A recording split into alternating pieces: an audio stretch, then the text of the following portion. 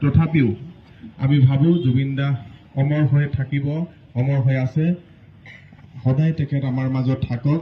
আৰু সেয়ে আমি চেপনবাসীয়ে জুবিন দা ফেন ক্লাবৰ উদ্যোগত আৰু স্থানীয় দল সংগঠন তথা চেপনবাসীৰ সহযোগত আৰু উজনি অসম শিল্পী সমাজৰ সহযোগত আমি এই জুবিন দাৰ জন্ম জয়ন্তী ইয়াত উদযাপন কৰিছো।